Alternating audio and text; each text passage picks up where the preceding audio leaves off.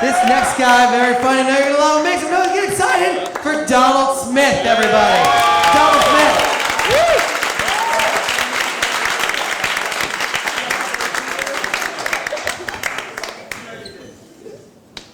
Good evening, everybody. How are you? I'm glad you could join me tonight for this career change. I put a lot of study into the last career. I'm a UCLA graduate, did my postgraduate work at UGA, and it put me together for what I thought was going to be like the greatest career in the world. You started out, if you think about it, you make your own hours. Most of the job is mental.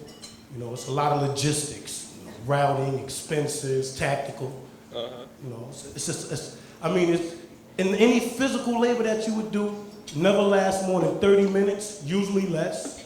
Naturally, I'm talking about a career in monetary liberations. Armed robbery, if you don't know what I'm talking about.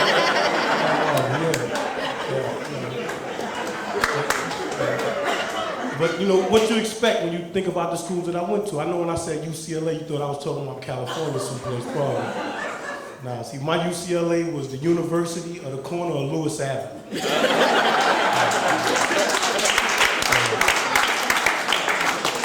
And I did my post-grad work when my family moved to the projects at the University of Gates Avenue. We lived on campus. Now, I didn't have to take monetary liberations. There was a lot of majors, there was other majors. I could have been in the auto industry. Stealing cars. It was just a little too blue collar for me. I wasn't into all the getting dirty type of stuff, When I first started out, I thought I found my niche. I was in garment and retail, shoplifting.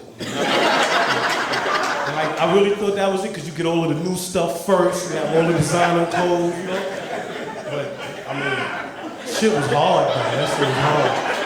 You work real hard when you do that, so I'm telling you.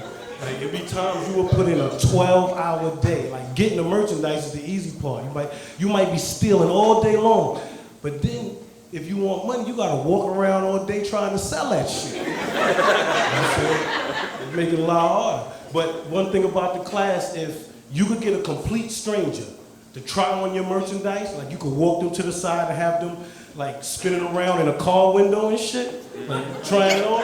You would get an A that day for class.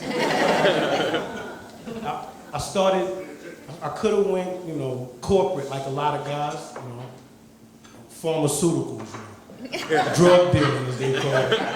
But in my era, when I was a young guy, you just couldn't just come and start up shop and shit. You had to get in with an established company, You had to work your way up from the ground floor and shit.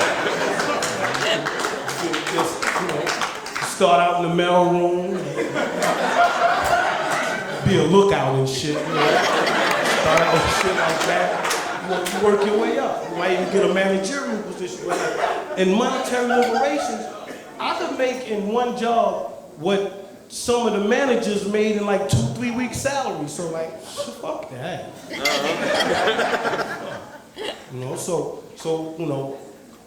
It's the bad part is that they don't ever tell you the downside of monetary liberation. Out of all of the jobs that you could take, that's the one where you really have to be the most precise. There is no room for error. One mistake, and your next job might be years from now. One mistake. Man, you be shit.